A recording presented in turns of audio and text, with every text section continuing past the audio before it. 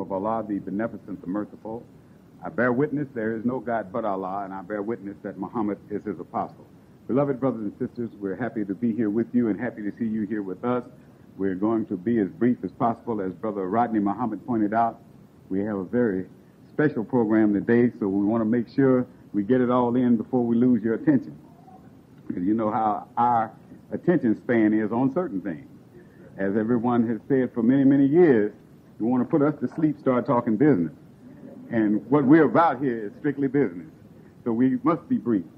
But I want to begin by thanking the Sonics of Pullman Park for their participation in yesterday's basketball game against the team of the FOI basketball team's maiden voyage, their first game, and they won. And there was a trophy.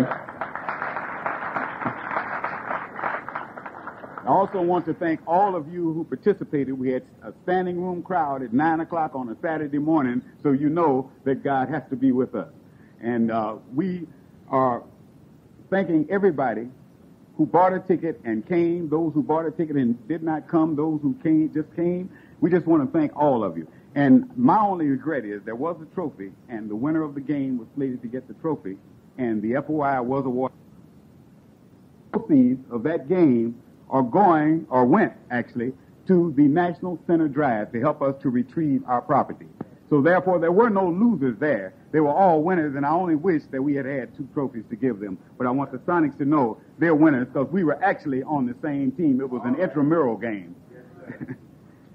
Brothers and sisters, last week I mentioned to you a magazine article that came as a result of Minister Farrakhan's tour, Politics Without Economics is Symbol Without Substance. It appeared in the London Financial Times. Overseas stuff. You get a few things in America, but they're not quite as honest as the others because they're afraid we just might look up and read them. They know most of the stuff that they really write here, they know we're not going to read it on purpose because they put it in places that we don't read, like the New York Times and the Wall Street Journal. See, we don't read those. They don't have a funny paper. See, so you don't have to worry about too many of us reading. No, I'm just telling you straight out facts. The biggest selling papers in America are very seldom read by black people. So when you do find something in America, you do find it in those. But this article, the title, I repeat, The Paradox of the Black American, Political Success Without Economic Progress, which is nothing but paraphrasing what Minister Farrakhan had said. But they did their own research to see if what he was saying had real meaning. And according to their study, they pointed out you got over 300 black mayors in America. And in their most important cities, Atlanta, Birmingham, Chicago, Detroit, L.A., New Orleans, Philadelphia, Washington. And it says, quote, yet this increase in black political power has not brought corresponding social and economic gains for the bulk of the black population. So they found that what Minister Farrakhan was saying was right on the money. They pointed out that we got black astronauts, black newscasters, black movie stars. But they say while Bill Cosby made $70 million last year, 1/3 of black America was still stuck in poverty. That's telling us something. Let me go into the article, give you a few quotes directly out of it. In one spot, and this is a point that Jesse Jackson is making in his campaign, they point out that black people in America make up only 8.9% of the college enrollment, but we make up close to 50% of the prison population. They quote Thurgood Marshall, Justice Thurgood Marshall, as saying the biggest thing we brag about in this country on the ethical side is the great melting pot. I have come to the conclusion that if the U.S. is indeed the great melting pot, the Negro either didn't get in the pot or he didn't get melted down.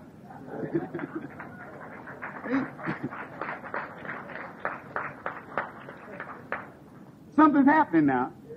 You couldn't have got Thurgood to say that 20, 30 years ago. Something is happening to our people.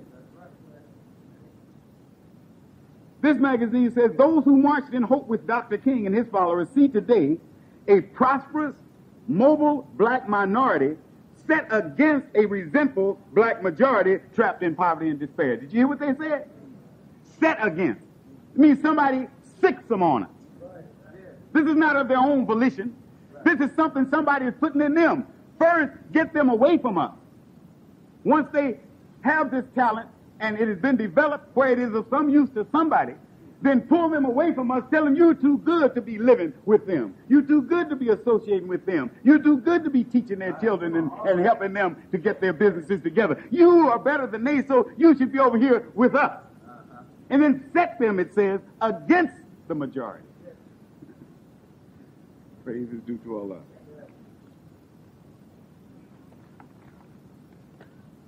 It talks about the big cities that we just named, that despite the fact that you got a black mayor, says straight out, the same white business leaders who ruled them before they came into office are still ruling them today. One mayor, black mayor, recognized that. It says, in Birmingham, Alabama, the city's first black mayor, Richard Arrington, believes that the great mistake of the civil rights movement was to assume that economic progress for blacks went hand in hand with political gain. In fact, the opposite was often the case. Segregation in housing, education, and business had created a largely self-sufficient community. But desegregation led blacks to take their spending power into white shops and business enterprises. The uncompetitive mom-and-pop black motels and restaurants simply went out of business. Now we're going forward or backward?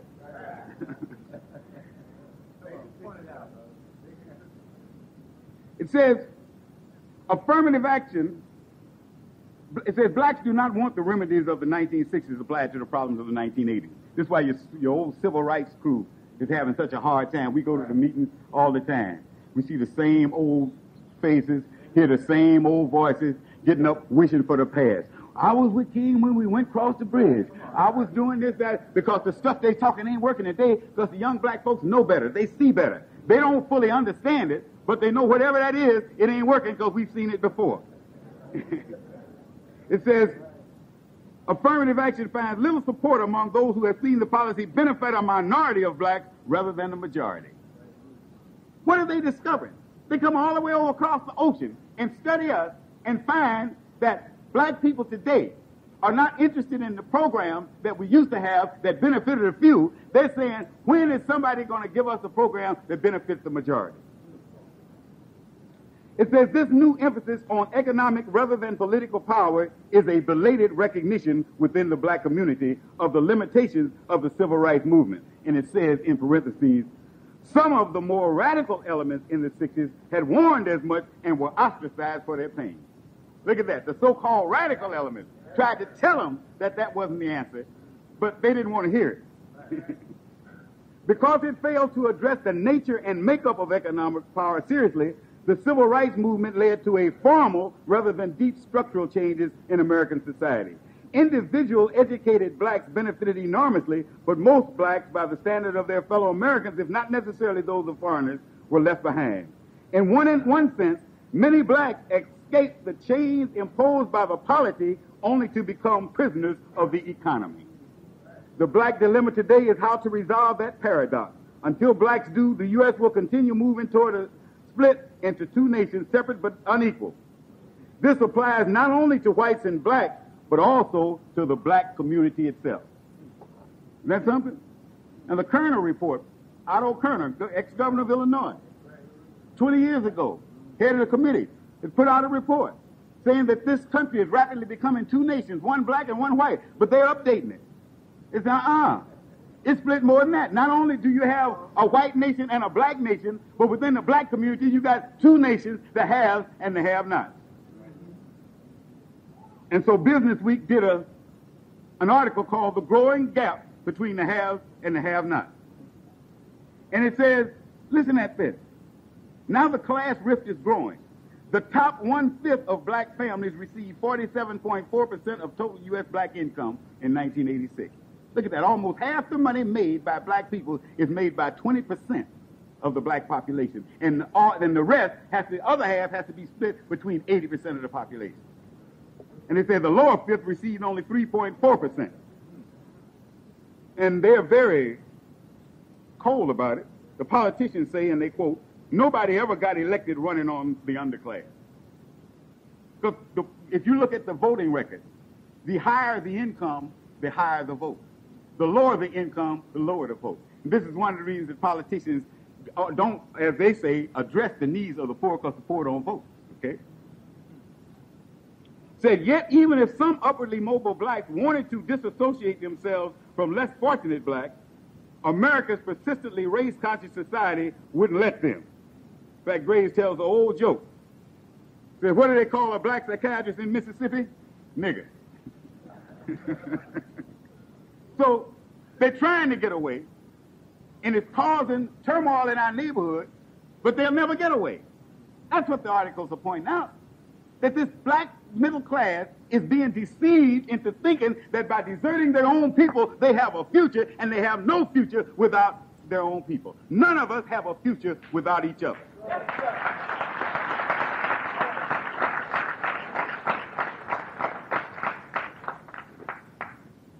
The New York Times says the Kerner report, in talking about two societies moving in different directions, did not capture the fact that there were two groups within black society moving in different directions. In fact, he said there are three different groups. There's a black middle class that has experienced gradual progress. There's a black working class that has had difficulty holding its economic position because it's been vulnerable to deindustrialization. And there's a black underclass that's slipping further and further behind the rest of society. The underclass itself reflects a painful reality that has slowly become apparent during the passing of the past 2 decades. It is that the presence of a mostly black, miserable human residue mired in hardcore unemployment, violent crime, drug use, teenage pregnancy, and one of the world's worst human environments seems to be a partial, perverse result of the very success of other blacks. You see that? Not in spite of, but a result of. They will lift up a few at the expense of the many to maintain their power.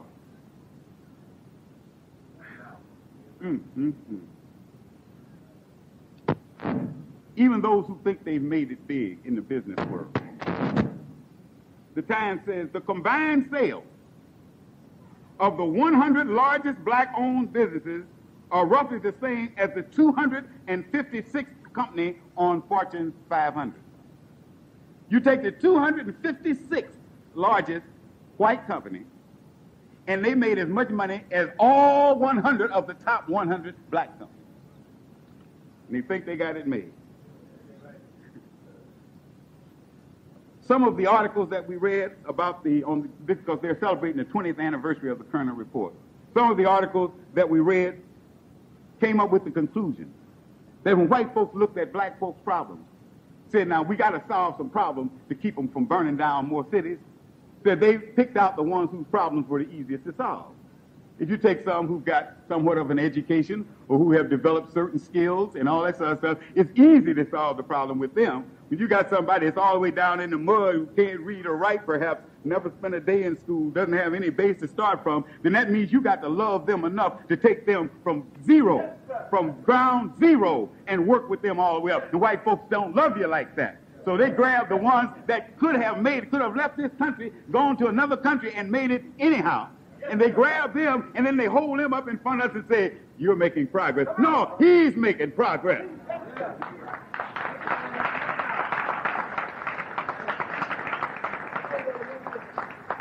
And as all of them pointed out, as those made progress, our problems became worse. That's no accident.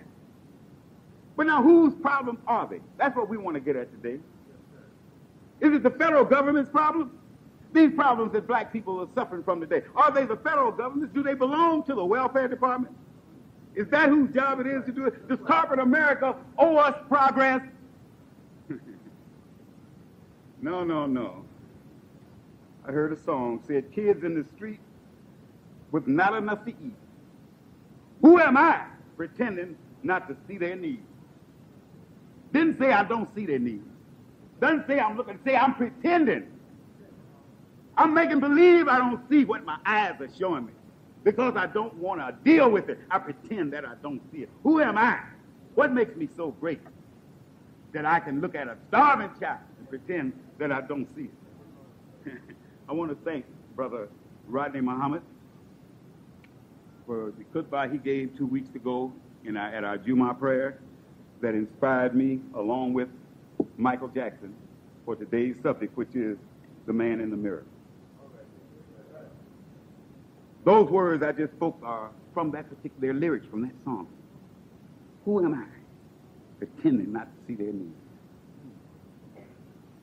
Song says, I'm going to make a change for once in my life. I'm going to feel real good. He didn't just say good, because you can feel good and it ain't real. You can drink some liquor and it make you feel good, but it ain't real. You get high off of some drugs and you feel good, but when you get down off the drugs, the problem that you got the drugs for in the first place are still there, and they worse because you broke buying the drugs. So he didn't say he was just wanted to feel good. He didn't say he wanted a sensation. He said, I'm going to make a change, but once in my life, I'm going to feel real good, genuinely good, not falsely good. He says, I'm going to make a difference, but I'm going to make it right. Because you can make a difference. Every change ain't progress. All progress is change, but all change ain't progress. You can make a difference. You can do something different today than you did yesterday and be going deeper in the hole. But he said, I'm going to make a difference, but I'm going to make it right. Oh, praise the due to Allah. The boy is on it. He said something, a sister that was talking to me about this song yesterday, said she couldn't get the meaning of it. Well, there's a lot of it in there that we need to study to deal with the meaning of it. But Michael mentions a willow deeply scarred. She says, what does that mean? That man's thinking about a tree. See? And if so, why a willow tree? Why not the oak tree? Acorns come from the oak tree, and everybody talks about them and all that. It's all in the Bible about the oak tree. Why not the palm tree? Why the willow tree? All right. Look, brothers and sisters, with all of the problems that we have and that all societies have, there are certain institutions in society that are supposed to be designed to give you comfort and relief from your problems. One of them is the family structure. When all else fails, you're supposed to go home to your castle, close your door, and if you can't get peace nowhere else, you're supposed to get it there. So home is a pain-killing institution. You go to school. You're supposed to be educated in such a way that you can grow and solve your problems and get rid of some of the pain and despair that you have that come from ignorance. School is supposed to be a pain-killing institution. You go to your house of worship. You're supposed to go there and get spiritual relief. It's supposed to be an institution that's a painkiller. But when you go and look at the families, the black families in America, the destruction of them, from without and now from within, then there's one that's supposed to be killing the pain, but it's being destroyed so he can't even do his job. You look at the schools that our children attend and the education that they're getting and what the results are, and you see that that's not easing the pain of ignorance. They come out more ignorant than they went in. So there's another painkiller that's not killing pain, it's causing pain. Brother mentioned what's happening with our religious leaders. Something's happening that's causing them to begin to tumble like dominoes. One bumps into the other and bumps into the other and bumps into the other. And so therefore here we are, brought with our last resort, let's go to God. And when we go to those who represent God to us, we see that being destroyed. What's that got to do with the willow tree? Yes, sir. The most common painkiller in our society is aspirin. Now, aspirin is a synthetic chemical, acetylsalicylic acid, made in a laboratory. But like anything false, like any lie, it didn't come out of a vacuum. There's no such thing as an independent lie, because if there were an independent lie, then the devil, the author of the lie, would be independent. But since God is the only one independent, and God is the author of truth, then all lie has to start with some truth. So everything false has to start with something real, and then you fantasize from there. So when you see these different medicines in the stores, that are made in the laboratory out of synthetics, they got the idea from some natural medicine. When I was growing up, many, many years ago, believe me, you would pick up some pills for colds and all that stuff, and you read the ingredients, and you wouldn't see all these long Latin names for all these chemicals. You saw horehound, foxglove, witch hazel, didn't you? You saw mint. You saw all these natural herbs. So what the folks did was they went in their laboratories, because it was cheaper. They went in their laboratories, analyzed the real stuff, and then they made it out of nothing. And that's what we're getting in our medicines. All right.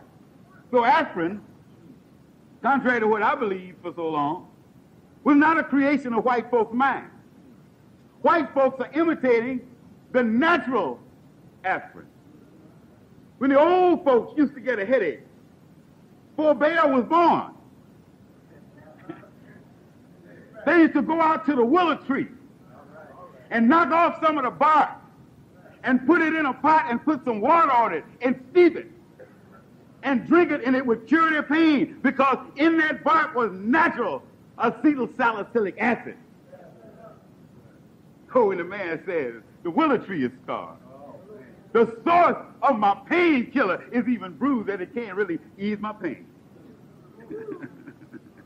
Oh, praises to God. No, I'm not going to stay with that. I'm going to run through this and let you do some research.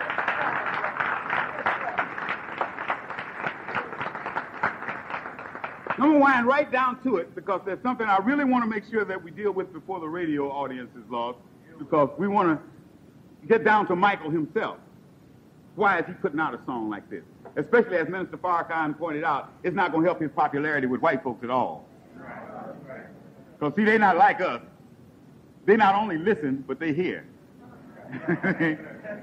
And they hear Michael coming up sounding Farrakhanish, and they get a little bit leery.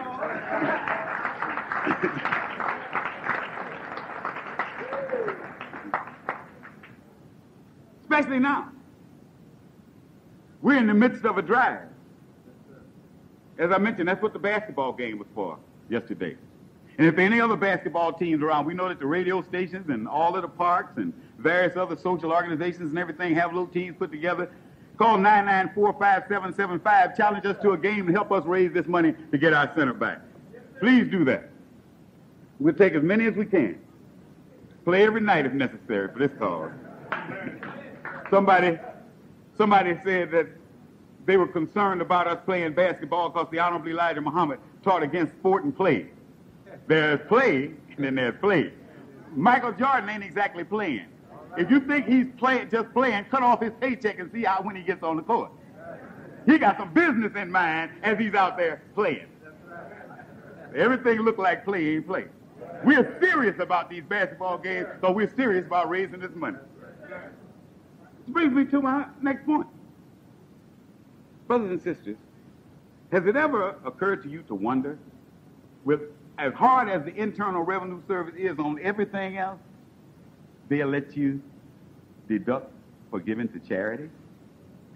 Isn't that something? I mean, this is a government that tries to squeeze every penny they can from its citizens. But if you donate to charity, they'll let you deduct that. Now, they see something in charity that affects their government. We need to examine that. Why is it that the money doesn't go to the government? In fact, they let the money stay out there because you gave it to charity. That means that if the government makes that kind of sacrifice for the sake of charity, you better believe this government ain't giving up nothing for nothing. If they're doing that, they're getting something because of your charity. Charity is a principle of national survival that all civilized nations know. The sale of goods and services is what they depend on monetarily. But if a nation ever gets to the point where they are so concerned about goods and services producing all the income and they keep all the income that it produces, that nation will not last very long. So the United States government, the members of the government, are smart enough and have been since their founding to understand that while goods and services can make you some money, goods and services do not develop moral fiber. You have to have a certain type of citizen to protect your government.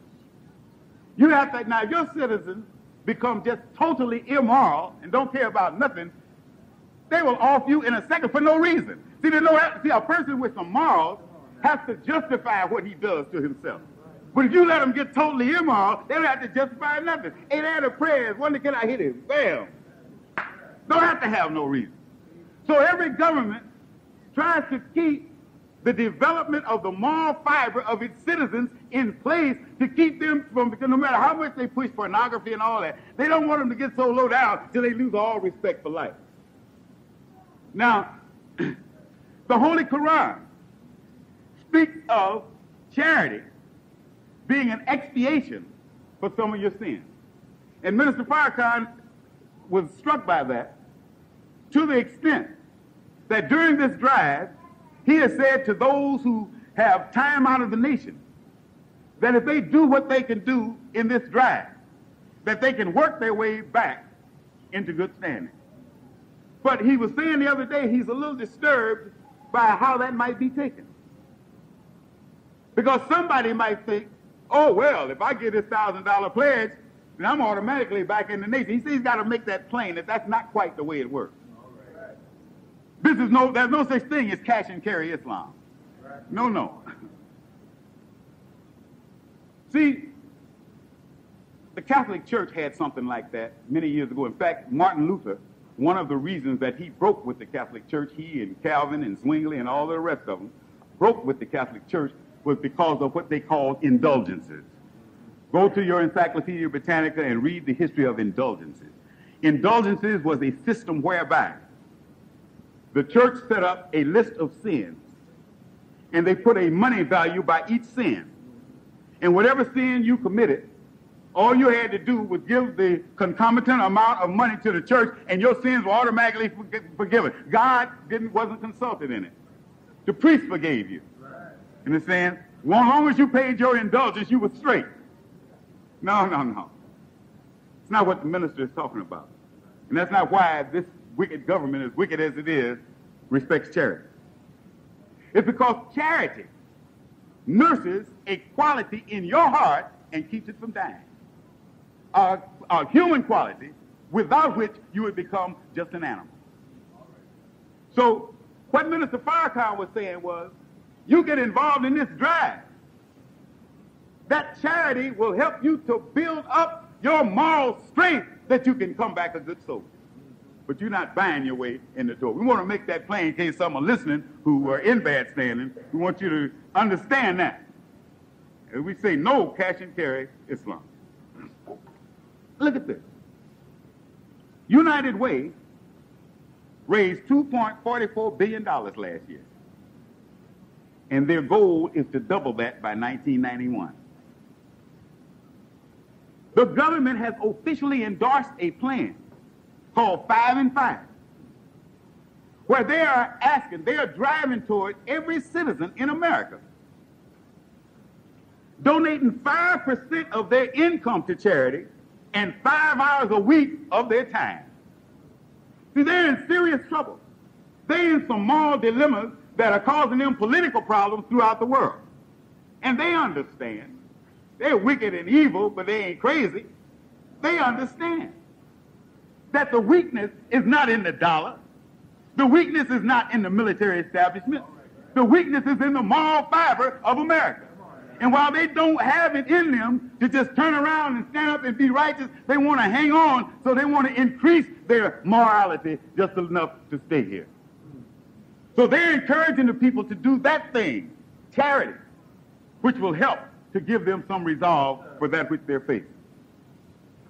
But this is what I wanted to make sure that I got to before we went off the air.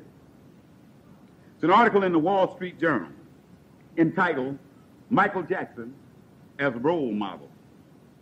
And it points out that there are a lot of people who complain and criticize Michael Jackson and say he's not a good role model for their children. And the Wall Street Journal writers don't disagree with that. They have to agree. He's not the best example for your children, not the best role model. You don't want your children to be following in his footsteps. But they bring out some more points, and I want to point them out to you. All of you, I'm sure, are aware of a few days ago, Michael did a concert in New York City and made $600,000 and turned it all over to the United Negro College Fund. Every penny. Okay? Now, but he didn't just start. You check his record, there are at least 70 students, black students in little black colleges who are going to school now under the Michael Jackson Scholarship. The minister said it Wednesday night, we got to be slow to judge. Right. Then they point out about, they say some of his criticism has been brutal. Like the suggestion that he has altered his features to appear more white. And in doing so, he sends a negative signal to black children and is not a proper role model for them. But Mr. Jackson's critics missed the point. He is not so much a role model for black children as for black adults, particularly those of the middle and upper middle class. While few children will ever become stars like Mr. Jackson, black middle class adults can follow Mr. Jackson's example and donate more to the UNCF and other black institutions. Oh, see, Michael looked at the man in the mirror. We got a mirror? Some 85 years ago, black intellectual W.E.B. Du Bois published his best-known book, The Souls of Black Folk, in which he charged the talented tenth of black Americans, those who were most educated, most industrious, and most well-off, to take it upon themselves to uplift those among their race who were less fortunate. His was a self-help message, one that most blacks subscribed to at the turn of the century. Over the decades, the self-help ethic has been subordinated in the black community, and those whom Mr. Du Bois called the talented tenth abdicated their charge. The dearth of support of black institutions by the black middle class has made it necessary for these institutions to look to the federal government, to corporations, and to philanthropies for financial support. The result is that most of the leading black institutions, the United Negro College Fund, the National Association for the Advancement of Colored People, and the National Urban League and others, receive more of their operating funds from white than from blacks themselves. It is not as if the black middle class is insufficient in numbers to adequately support its institutions. Some 4.8 million black adults boast annual incomes that place them solidly in the middle class, according to Census Department data. 1 million of these blacks earn income sufficient to place them among the top 20 of wage earners in the country. These affluent blacks have the means to contribute more to black institutions, but apparently don't have the desire.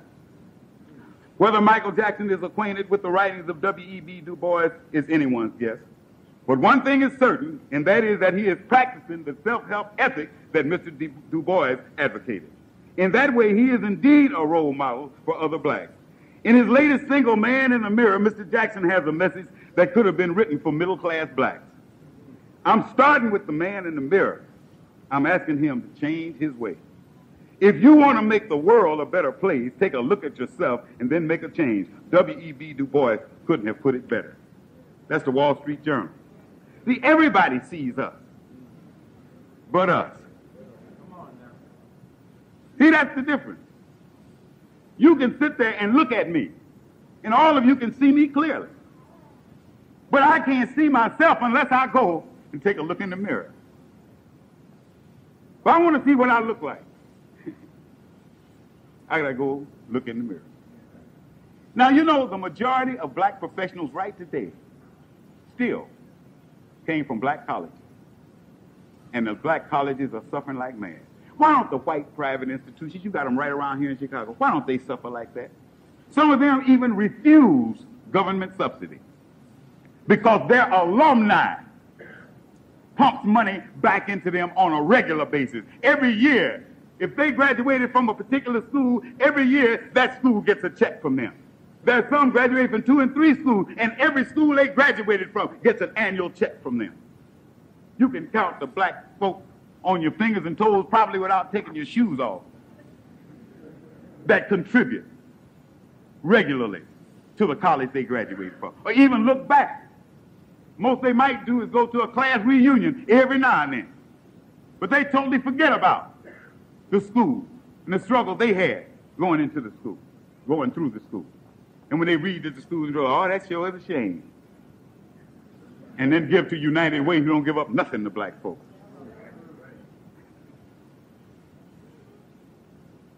Let's look at that last line they mentioned. It says, if you want to make the world a better place, talking about the whole world now. It doesn't say, let's take a trip around the world and see what the problems are. If you want to make the world a better place, take a look at yourself and then make a change. Boy, that sounds familiar. Sounds very familiar. Yes, sir. In fact, it seems that I heard Minister Farrakhan on September 21st, 1986 in Phoenix, Arizona say, if every white person on earth dies tonight, you would have a problem tomorrow. Seems to me, he said, the problem is not with the white man. The problem is something within yourself that you are not facing up to. Boy, sounds like the minister's saying. Well, he said, self-improvement, the basis for community development. See how that fits in with what Michael is saying? If you want to change the world, take a look at yourself and make the change. And the minister is saying that self-improvement, that's the key. That's the basis, the foundation for community development. You can't go out with programs and organizations to cure what's wrong with the community. You want to cure what's, look at this, the drug problem, everybody admits that the most successful program to cure addicts that ever hit the shores of America is the Nation of Islam. Got that reputation. I even got a job once from Jimmy Carter, just because I was a Muslim and he was starting a drug program. That's right. Now, we have never in the Nation of Islam had a program to rehabilitate drug addicts per se. We have never had therapy sessions. We've never dealt with substitute drugs. We've never done any of that. When a drug addict comes into the Nation of Islam, nobody takes him and tries to psychoanalyze him or her. They do it themselves. This is how we got a whole nation drug-free, because everybody took a look at themselves in the mirror, and every one of them changed themselves.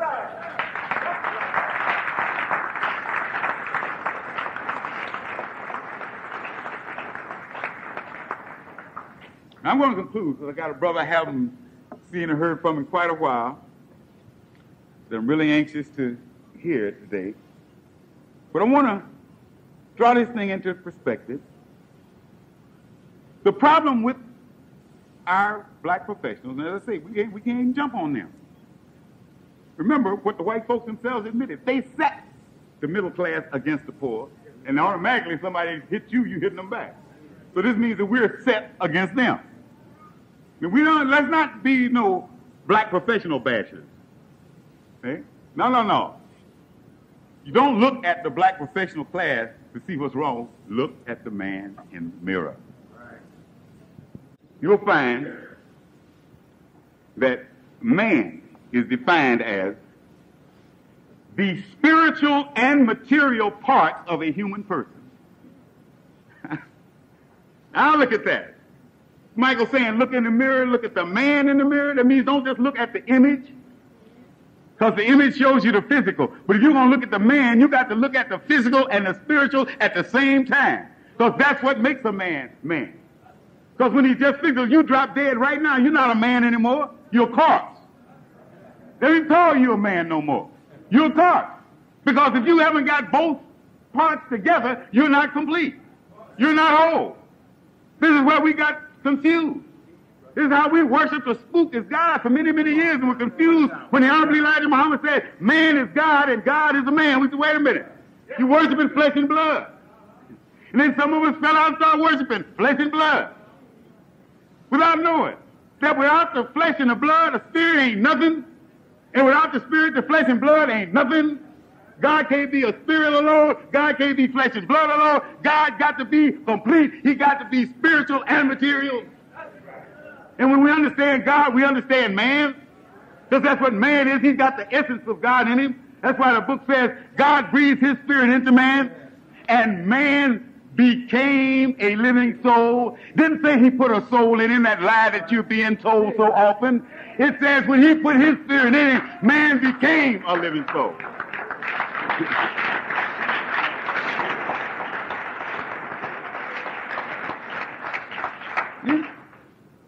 A soul, you and I are soul. Soul ain't something floating. Soul ain't the spirit in us, soul is us. That's why you walk into a house and ain't nobody there. You say, I don't see a soul. If a soul was a spirit, you wouldn't see a soul if the place was body.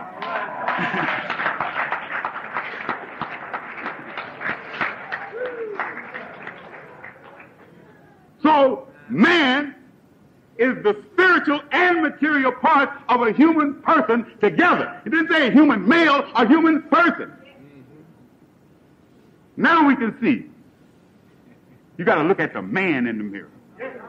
Not the smile that may be there at his face, but what's in his heart, what's in his mind, what's he suffering, what's he feeling good about. You got to see yourself.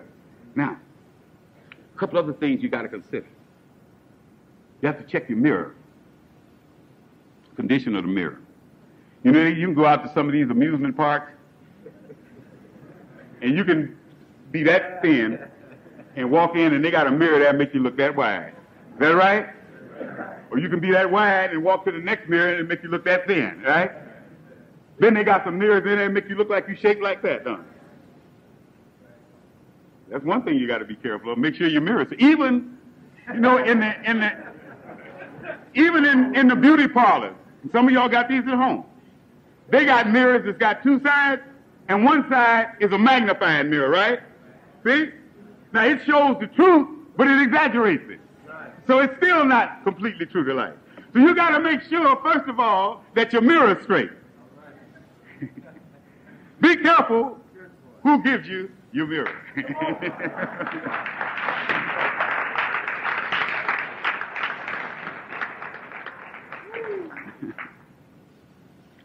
And then, once the mirror is checked out, and you know that the criterion that you're using to try and develop yourself is not a faulty one. This is why we, who follow the Honorable Elijah Muhammad, accept the Quran. So we find no fault in it. It challenges you at the very first page. There's no doubt in it. Further on in the book, it challenges over and over and over again. Anybody that don't believe that it's correct, you produce one line like it. Just one line. 1,400 years, nobody been able to produce a line. They had some bad writers. So the Honorable Elijah Muhammad gave us that book as our criterion, our shibboleth, if you will. Master Farad Muhammad gave it to him as the book that would take us through what we got to go through. Now, with the right, you say, well, look at here. All them Muslims over there in Iran and Iraq, are they reading the same Quran y'all reading? They got the same mirror and the mirror straight? What's wrong with them? What's wrong with the Jordanians kicking the Palestinians out? What's wrong with the Lebanese two Muslim groups fighting each other, one on the side of the Christians, one on the side of the Jews? What, I mean, how you do that if they got that book that's perfect? They got a mirror that has no distortion. Then why, when they look in the mirror, can't they do what they're supposed to do and make the change? Because there's a second ingredient. Once your mirror's right, you got to check your eyes. You got on pink glasses, everything looks pink. You got on blue glasses, everything looks blue. If your vision is faulty, everything looks distorted. So you got to make sure that your eyesight is right. And your spiritual eyesight is your perception. When your sensory perceptions, when you see something, hear something, smell it, taste it, then you taste it like it is. But what happens when it gets in your mind? That's when your perception takes over. How do you perceive it based on it being given to you by your perceptory senses? Oh, that stuff. I love that. You know, I ran into somebody a few weeks ago where it sort of slips my mind every now and then, but I have to straighten folks out every now and then on one little thing that happened many years ago. The Honorable Elijah Muhammad told some people that I had a photographic mind. And I wasn't there. I didn't hear him say it. And when some of the people began to talk to me about it, I said, they got to have misunderstood him. Because, like you all have heard me say many times, I got a good memory, but it's short. And there's no way in the world that he could say that I got a photographic memory. So when I finally got to the Honorable Elijah Muhammad to ask him about it, he says, well, son, that just goes to show you how people accept definitions without studying it for themselves. He said, the term photographic mind is misused in this world because they use it to mean someone who has powers of retention that are abnormal, people that can have instant recall about things that happened to them years ago. He said, if you take a picture with a camera and you develop that film, you can't go back to that camera 10 years later and the same picture's still in there. So that's not what a photographic mind is. He said, when I said you had a photographic mind, I meant that you have a mind that sees a thing just as it is. And when it goes through all of your desires and all of your emotions, you don't let any of that distort it. You continue to see the thing as it is. That is like a camera. He said, remember I said Islam is like a camera. It takes a true picture. Whatever's there, that's what it takes. He said, that's what I meant by your photographic mind.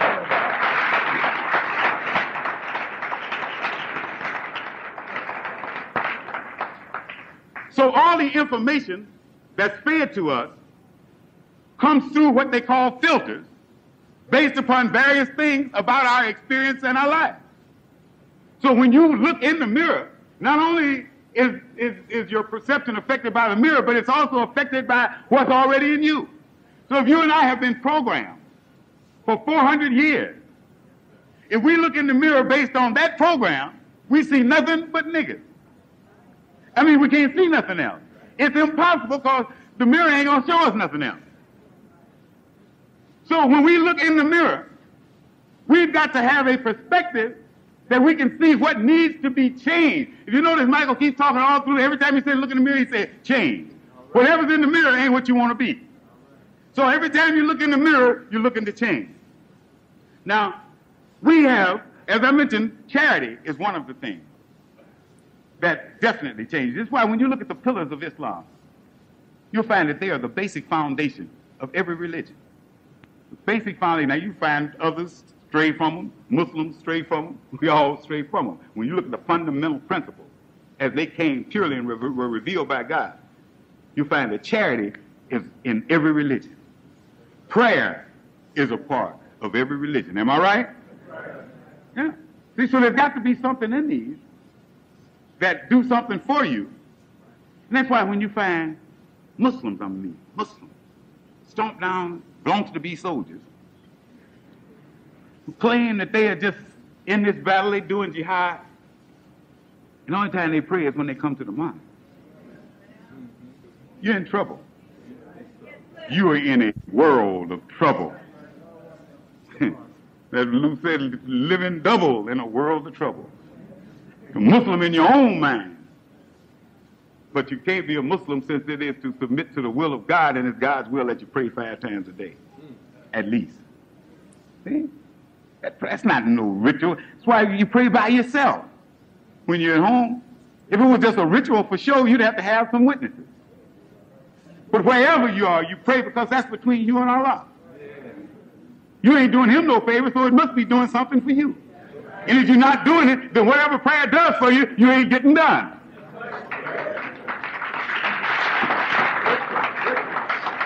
Now, I'm not going to teach the fundamental principles of Islam today, but I just want to point out a few things to you about how we got to have our perception, our vision straight when we go to the mirror.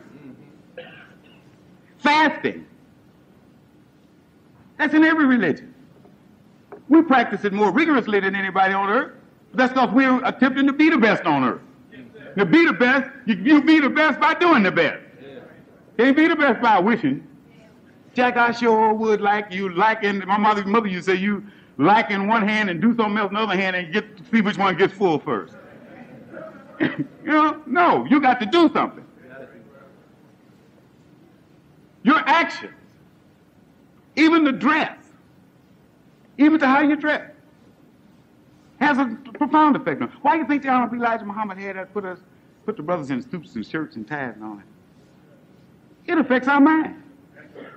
I mean, he took some brothers straight out of Skid Row, and the first thing they did was try to sell enough papers or do whatever they could do to get them a suit. A white shirt and one suit. They take it like he used to do. He sometimes had one outfit and it didn't even fit. The pants was one color and the coat was another. He couldn't afford to go to the cleaners with him. He washed his suit, mismatched suit, in cold water and ironed it dry and came back on the rostrum the next day. What is he trying to do? You can look at how a person dresses and know what's on their mind. Oh, yeah. I said, well, it don't make no difference. I just like this. You like it? Why do you like it? The Honorable Elijah Muhammad made us dress business and it put our minds toward business. Okay? Why are bow ties so? Because in those days, that's what all the business folks wore, were bow ties. Wall Street was full of nothing but bow ties. Nobody even wear straight ties on Wall Street in those days. So he wanted us to look like the top businessman. He gave us the best to shoot at. So we would be stumped down business-minded.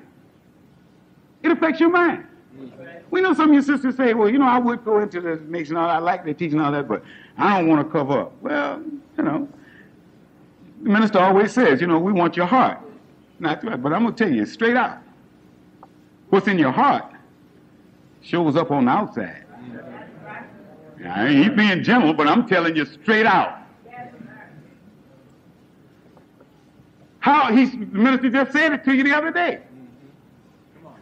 How do you weigh the glory of God? How do you measure how great God is? By some feeling you get? No. You look at his concrete creation. Yeah. You look at the seen so that you know the power of the unseen. Now, I don't have to know your personal habits. I don't have to know nothing about your mom. But if I see you out of shape, I know how you're eating.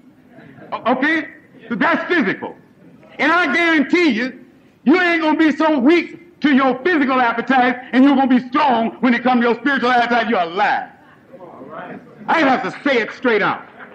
No, the seen. The seen is the key to the unseen. Because I'm kind of tired of folks thinking that they're slipping and sliding. No. You know, and it's just as bad. You know, you come in here and you know, you're all covered up, and then we see you off somewhere and you got on the shortest thing you can find. You got on a belt calling it a skirt. See, now that's backwards. See, no, I mean, I'm not against that, but it's backwards. I'm telling you, if you're going to wear both of them, I'm going to tell you that you're doing it backwards, sister. See, your best bet would be to wear your miniskirt in here, where at least you're halfway safe, and then wear the long garment out there with all them dogs.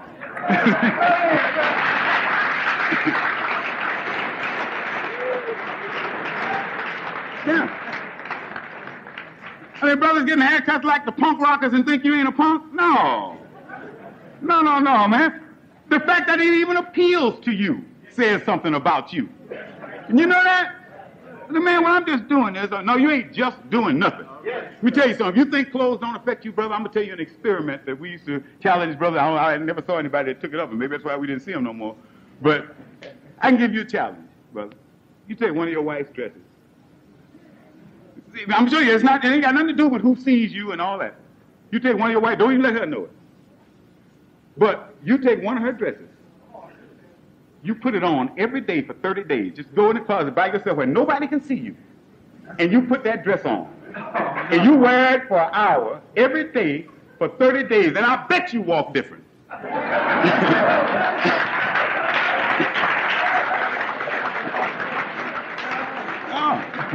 I mean, I have to say it like it is.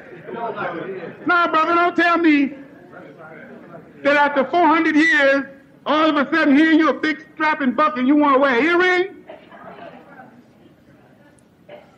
No, that don't compute. That does not compute. See, well, they wore them in Africa. I ain't in Africa. And I'm not really too hung up on what the Africans wear. And the reason I'm not is because I know the history of what the Africans wear. I remember back in the 60s when some of the SNCC folks were all talking about they had bought all this beautiful African material and making their dashikis out of it and everything. I just looked at them. I got a couple of dashikis, you know, just let them know I wasn't prejudiced. But you know, the reason that those bright prints and everything were identified with Africa when television came in and newsreels and all of that was because these were the flowers. You know how women gave up flower dresses a long time ago? And they were stuck with all these millions of bolts of material in the warehouses, and they shipped them over to the so-called third world countries, and that's what the people wore. And then when the black and beautiful black consciousness thing came on, they looked at all them Africans wearing the cast-off material that came from America and said, hey, I'm going to be an African, I'm going to wear some of that. When the horn rim, shell rim glasses got real popular, and they were left with all of these little round glasses like Ben Franklin used to wear, the little gold round glasses and everything. And they shipped them all over to Africa, so when Hastings Banda came over here with his little round glasses and got to the UN, hey, all of the nationalists say, hey, baby, I'm getting me some of them African glasses. You gotta check some history before you go falling into affairs. All praise is due to Allah. Enough of that, brothers and sisters. I just want to make sure that you understand. You've got to look at the man in the mirror. And you've got to make sure of the mirror you're looking in, and you've got to make sure of what you're looking from. And understood?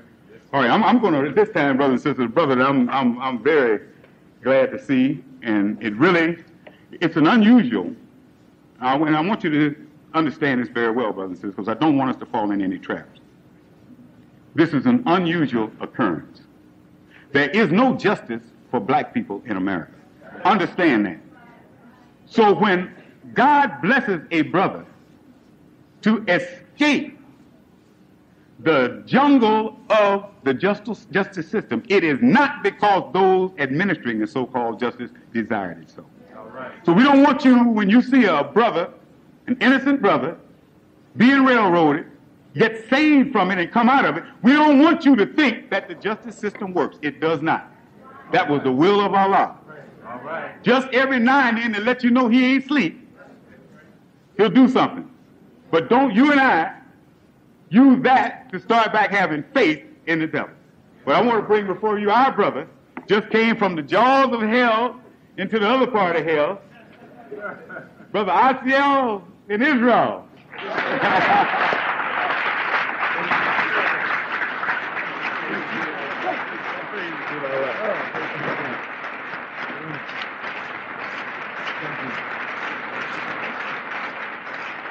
Please be seated.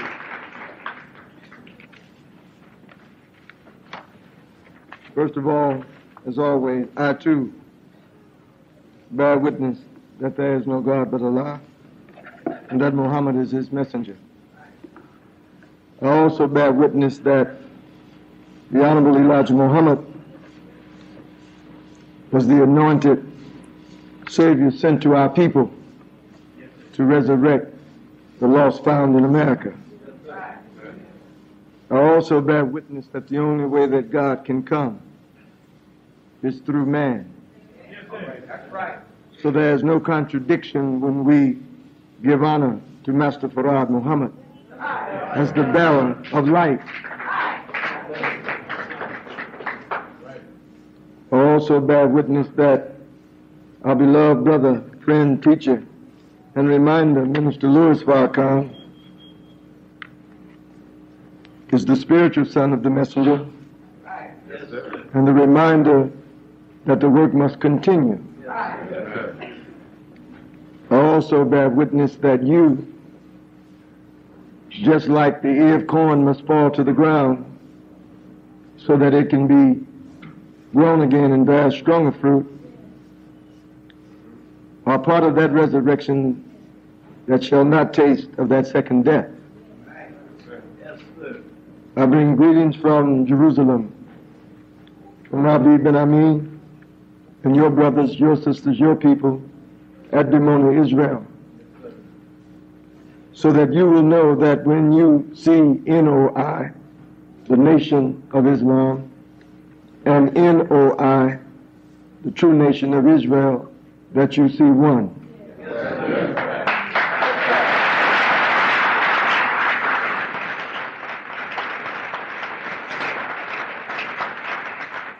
To my beloved brother and friend, Minister Abdul, it is always indeed a great honor and pleasure and privilege to be in the midst of the strong believers of God.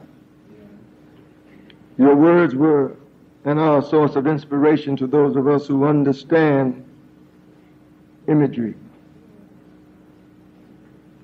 Perception is so important because they train you in criminology that many people looking at the same things see different things. So that's why you've got to have someone interpret what you see in the mirror. You can't use your judgment to determine what you see in the mirror. You couldn't look in the mirror and see what we see and don't be troubled when you see your hair dripping wet. You couldn't look in the mirror and see obesity on a frame. You couldn't see that in the same mirror. You had the mirror that the fairy tale used, where you told the mirror who's the fairest of them all. But then one day the mirror went on and told the truth.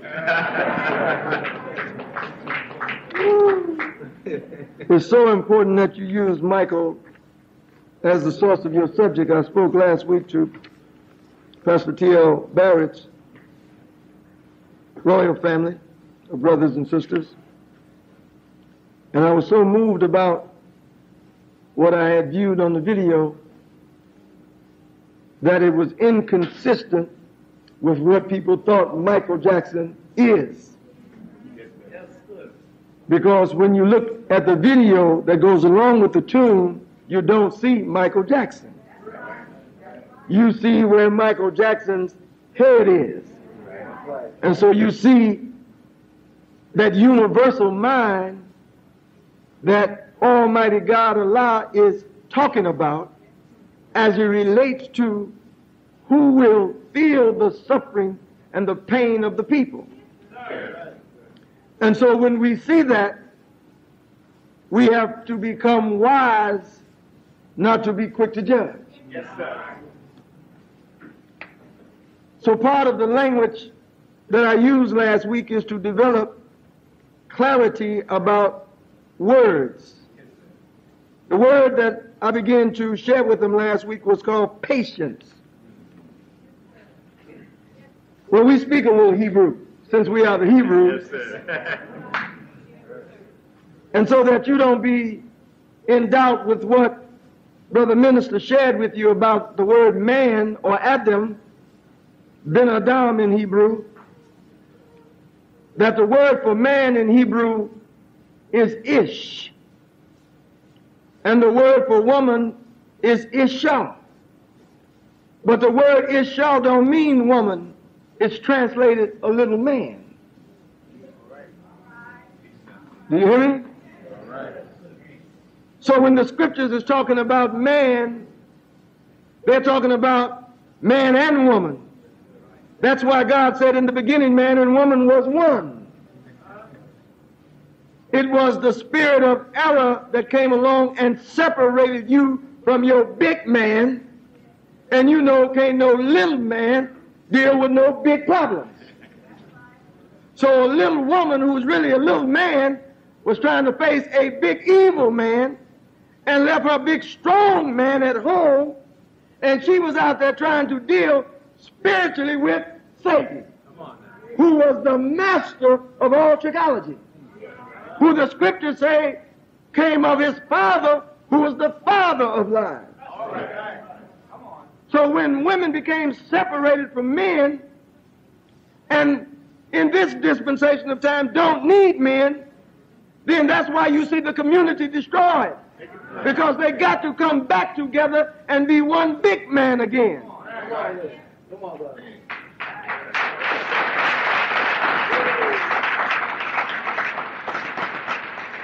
In that same book that you spoke about, Genesis, Genesis in English means in the beginning. But in Hebrew it don't mean that. The Hebrew word for Genesis is Bereshit. And Bereshit means the rebirth of the mind. Big difference, ain't it? Yes, sir. That's why you must understand why we are back in Jerusalem. When you look at the old papers of the Nation of Islam, the hand was reaching across the world. Yes, sir. Well, somebody had to be on the other side of the world to be grabbing the hand over here.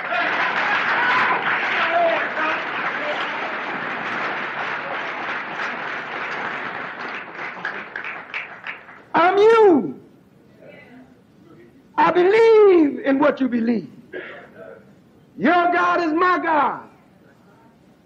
Your plea is my plea. There is no contradictions between what is taking place with the Nation of Islam and those righteous brothers and sisters throughout the world. Elijah Muhammad had more than one set of children. The black community was birthed by the Nation of Islam. When the Nation of Islam fell, it wasn't a small group. It was the black people in America that fell.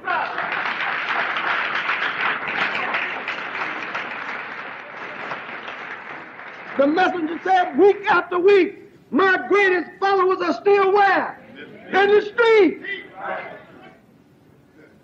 You heard him? Said, some of you with me now won't even be with me. You heard him? Don't just pick the good things that the messenger said. Eat the whole pie.